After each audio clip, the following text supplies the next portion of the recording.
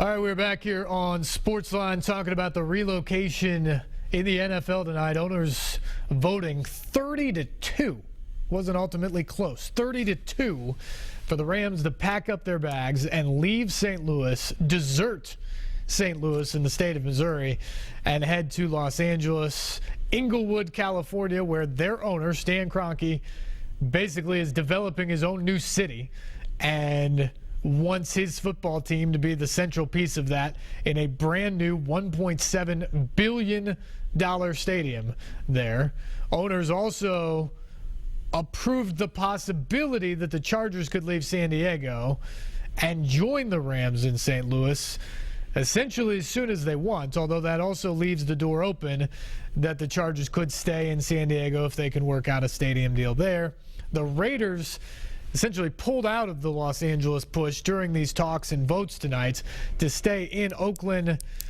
I've seen reports out there that the NFL is going to reward them handsomely for their cooperation in this matter, which may help them with their stadium issues or renovating O.co, which is the worst stadium in the NFL, hands down. So, anyway, big news tonight. I feel bad for the people in St. Louis, and if it would happen to them or if it does happen to them in the next few months, bad for the people of San Diego. As I said earlier, sports franchises are not meant to be hot potatoes. The Rams were in Los Angeles. It didn't work out there. And so 20 years ago, they started searching around for who could give them a good deal, who would go out of their way to give them a good stadium and a fan base to follow them. St. Louis rolled out the red carpet. And when the Rams got to St. Louis, they didn't do a whole lot. I mean, they had early success. They got to a couple Super Bowls. They won one. Obviously, people here in Tennessee very familiar with that. But it's been a decade since they've won now. They are the least active pro sports franchise in St. Louis, way behind the Cardinals and way behind the Blues in terms of philanthropy and community involvement. And their owner has frankly been a jerk ever since he's taken over the team. He hasn't dealt with the city. All he's done is throw out demands that the city has ultimately tried to meet, and he's had no interest in meeting with them, let alone compromising on the issue. And now you have this tonight where, after dark, in Houston, NFL owners vote to send the Rams to Los Angeles. No goodbye, none of that stuff. Just pack your bags and get ready to play out there next season. That I have a big problem with. And we've seen it in other sports. We've seen it before in the NFL with the Colts going from Baltimore to Indianapolis and then the Browns going from Cleveland to Baltimore. We've seen it in the NBA with the Supersonics going to Oklahoma City and becoming the Thunder, the people of Seattle, deprived of the opportunity to cheer for Kevin Durant for all these years. It just feels icky. It feels icky when billionaires holding on to teams pull them from their fan base, pull them from their fertile rooting grounds, and take them to a place that they perceive they can turn in a few more millions on top of the billions. That just feels icky. And sports aren't supposed to feel icky. And when you watch what happened tonight in Houston, after this vote goes down, it was almost as if the NFL was celebrating.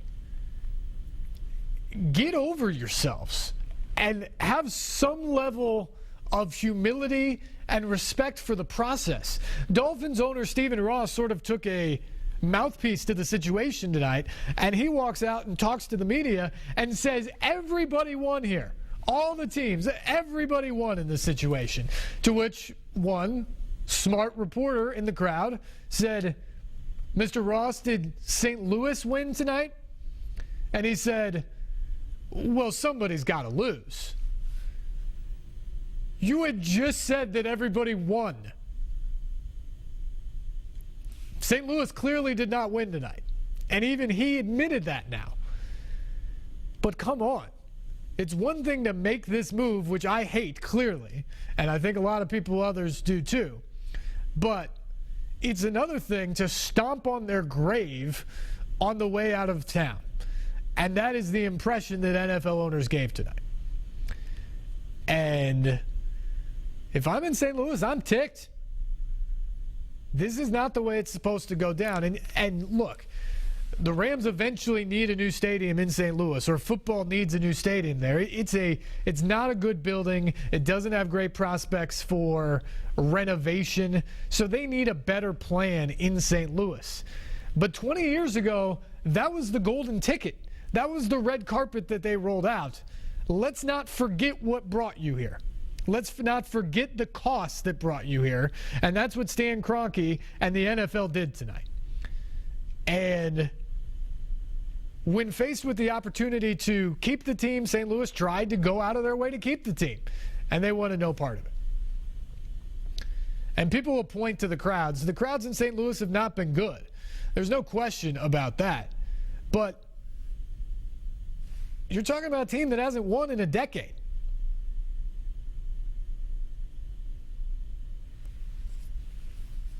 Team that hasn't won in a decade. Are you surprised about that?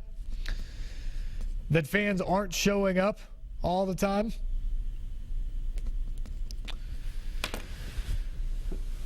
(737-7767) is our number tonight. Let's talk about NFL relocation. We can also talk about what's going on here with the Titans. They are searching for general managers, also starting to begin the process to look at head coaches. Interestingly, 32 owners at the owners' meetings in Houston, 31 of them present.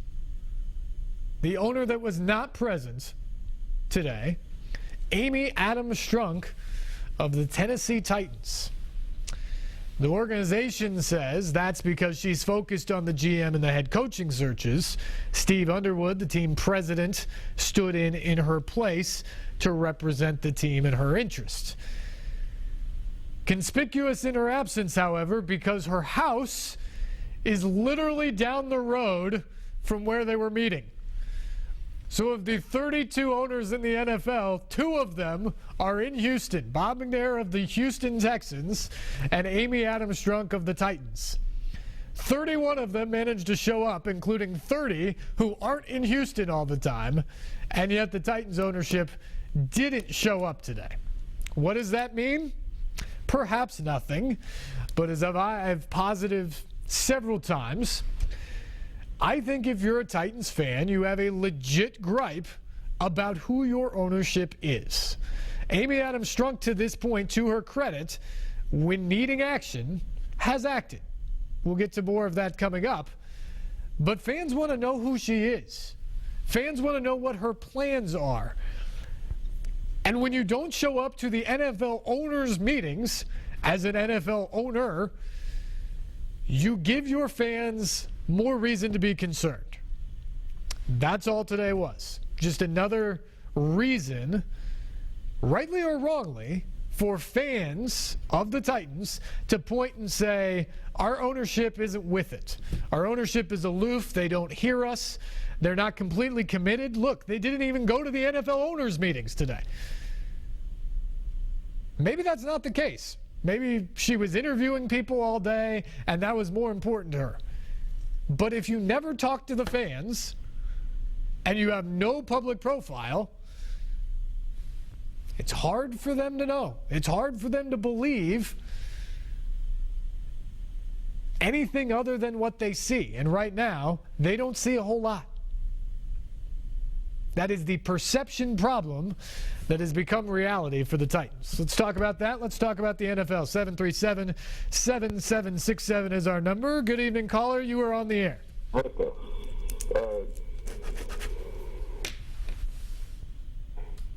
Hello, are you there? Yeah, I'm here. Go ahead. Hello. Go ahead. So yeah, I got a question.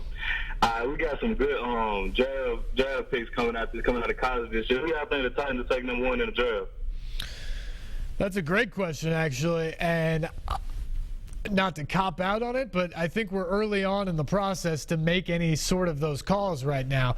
The things I think the Titans really need going into this draft is they've got to get a cornerback and a safety sometime this offseason. They've got to get probably another playmaker at wide receiver. And I think they still have to continue to work on this offensive line. I think those are the 4 absolutely pressing needs for the Titans heading into this offseason. And then the other one that goes in, if you can make it work, I think is trying to find a running back that you believe can be the guy. No more of this committee stuff, but trying to find a guy. I think that's something that if you get it in the draft, if you find a good guy that you can take maybe in the second round, but probably more like a third round pick, then you go after that. But here's a few things about all that is, number one, you don't even have a general manager yet, let alone a head coach. So until you do that, it's difficult to suggest what they're going to do, because let's think about this. If you come in and let's say you get rid of Dick LeBeau, some of that defensive staff, you want to go back to the 4-3, well, now all of a sudden a lot of your defensive personnel doesn't match with what you're going to do. So that might change significantly what you're trying to do in the draft or what you're doing in free agency. Same thing offensively. Depending on what you're going to do might determine what you need. I think it's clear the Titans need a cornerback. I think it's clear the Titans are going to need a safety. They need another playmaker at wide receiver. They could use a running back. They can use help on the offensive line. But before you start prioritizing those, I think you have to take care of the hires first. Get the house in order, come up with a plan, and then you can start to prioritize that. And also, don't forget, and I think a lot of people do this very often, is you look at the draft and the fact that the Titans are selecting number 1, and you immediately say, okay, well, who are they going to take? Who's the guy you take at number 1? Well, don't forget that they have the entire month of March of free agency before you even think about going to Chicago and drafting. So who's on the free agent market? Who becomes available? Who do you sign? And then what are your weaknesses and glaring holes that remain? For instance, Eric Berry, former Tennessee Volunteer, graded out as the best safety in the National Football League this year. He is a free agent at the end of the year. It is hard to believe that the Chiefs would let him go. But let's say they do, or let's say the price tag becomes up there that it becomes a bidding war. The Titans have plenty of money. Second most behind the Jaguars in terms of what they can spend this offseason under the cap. If they can somehow get Eric Berry in free agency, well, then you don't need to draft a safety. So if you were looking at a Jalen Ramsey or some of the other top-rated safeties on the board, you probably don't need to draft one if you bring in Evan Berry as a free agent. And you can say that for several other positions, too. If you get a couple top-notch offensive linemen, you don't have to go back to the draft to get them. So I think it's difficult to prognosticate, especially at this point, what they're going to do for all those many reasons. 737-7767 is the number tonight. We'd love to hear from you talking about NFL relocation and also about Titans ownership. Again, I said Amy Adams Strunk not present at NFL owners meetings. And I threw out this opinion Sunday night on Sunday Sports Central and a little bit a few minutes ago here. But here's the thing. Titans fans want to know that this ownership group cares. That this 10-year decline that the franchise is on isn't falling on deaf ears. That the empty seats at Nissan Stadium aren't going unnoticed. I think at times, in her short time of being the controlling owner of the Titans, Amy Adams Strunk has proven that she cares. She's not aloof to the fact that fans are worried and that this team is not in a good way right now.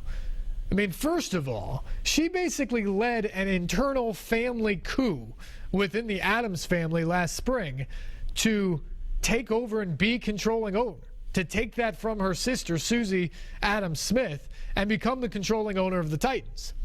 Once she became the controlling owner, her first order of business was get Tommy Smith, her brother-in-law, out of the position of team president. I think by and large, Nashville, people who cover the team, Titans fans, people around the league, viewed that as a good move. Tommy Smith out, Steve Underwood, who's got NFL experience, team experience, back in. You get into the course of the season. Things aren't going very well. She fires Ken Wisenhunt 7 weeks into the season on a Tuesday morning after they get beat up down there in Houston. That was the moment when you really started to feel fans say, I love Mariota, I love what he can bring, but this is clearly not going in the right direction with this head coach. And I heard people say after that game, I just wish the ownership would step up and do something. I wish they would show us that they hear us, that they care. Well, what does she do? 24 hours later, he's out. She paid him $15 million to not coach and walk away. That's caring about what you're doing. The end of the season. They like Rustin Webster. They think he's a really good guy. Frankly, I think they believe he's a good football guy. But his contract was expiring. The faith of their fan base had been lost in this situation.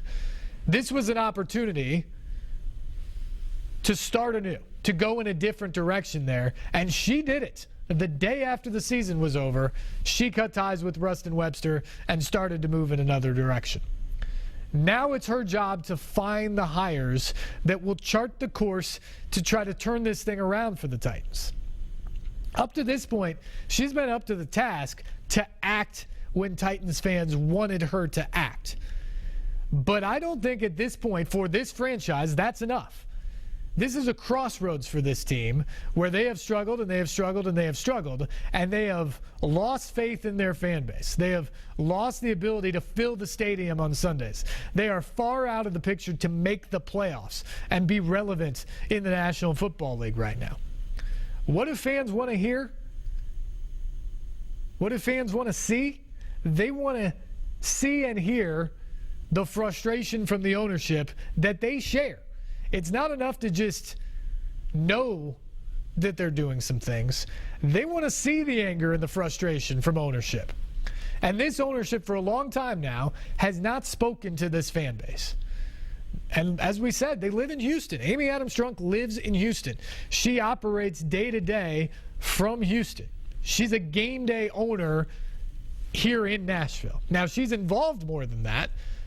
That's what they say. That's what sources of mine within St. Thomas Sports Park tell you as well, that she's involved and has her fingerprints on lots of different things in the organization. That's well and good. But how do you expect fans to believe that? And look, the absence of comments, the absence of a public figure at the top of that organization has fueled speculation that they don't care, and frankly fueled speculation that they would be interested in selling this team or moving the team. That's not going to happen because of the stadium lease. But those things. And they have continually said that this team isn't for sale. Just last week on Monday, Steve Underwood, in the press conference when they announced that Rustin Webster was out, he was staying on as the permanent president, said, this team has never been for sale. It is not for sale. It will not be for sale. That's great, and I think I believe him. But it's not his team. It would be much more effective to have the people who actually own the team make those comments. And that's the thing. It's been said that Amy Adams-Strunk really enjoys a low profile. She doesn't like the media. She doesn't want to talk. She doesn't want to be the story. And that is certainly her right. Not everybody's cut out for that. Not everybody enjoys that. That is fine. The problem with that, though, is when you don't talk and you have all the other uncertainty, no head coach, no general manager, essentially a coup within your ownership last year, a year and a half out after the principal and longtime only owner of the franchise died, at some point your fan base wants to hear something. They want to hear a direction. They want to hear goals. They want to hear a plan. And when you don't deliver that to them, you fuel the speculation. You fuel the speculation that they're aloof, they don't care, and they're interested in selling the team. I don't think any of those things are necessarily true about Amy Adams Strunk or the Adams family. I think she and they want to win as bad, if not worse, than anybody. But perception has become reality when you talk about the Titans and you talk about this community and the fan base and how they perceive their own owners. They want to know the owners. And right now the owners aren't showing that they want to know this fan base. That, I think, is a big problem. Let's sneak in a phone call here before we go to break. Let's go to Eula. Eula, good evening. Good evening. Yes, I have a statement. Go ahead. Yes, I have a statement. I said before Bud Adams died that they needed new owners in there. And then when he died, I thought everything would be okay. Well, obviously it is not okay. And the only thing that she has her fingers on is the money. She's not interested in what's going on. She's not interested in anything, I don't think, but the money. Well, Eula, hang on the line with me for a second, because I want you to respond to this. But one thing I would counter that argument with is the fact that she fired Ken Wisenhunt this year with more than 3 years left on his contract. She paid him $15 million. That's not small change or pocket change. She paid him $15 million to not coach this team and to walk away because she didn't like the direction they were going. You still think she only cares about the money when you hear something like that? I don't think she knows what she's doing. I still think she cares about the money. Okay. Well, we appreciate the call. You're not alone. There's no question about that, Eula. There's a lot of people out there who don't like this ownership, who feel like they have lost the trust of the public in the way they've operated this team in recent years. And they're not doing anything, at least out front, in public, to appease any of those concerns. I don't think it's necessarily all about the money, because if it is, why fire that coach? Why pay him all that money to not work for you? So I don't think it's just about that. But again, when you don't talk, when you don't state your goals, you don't state your intentions or your plan, and you let other people do the talking, or worse yet, let the public assume based off of the small bits and pieces that they see what's going on, that becomes your reality. And it's not clear right now whether the reality matches the public perception at all, but frankly that doesn't matter, because the public has the perception, and that's where we stand right now. Got to take a break. We will come back. More of your phone calls after this. 737-7767 is the number. Stay tuned. You're watching SportsLine here on News Channel 5+.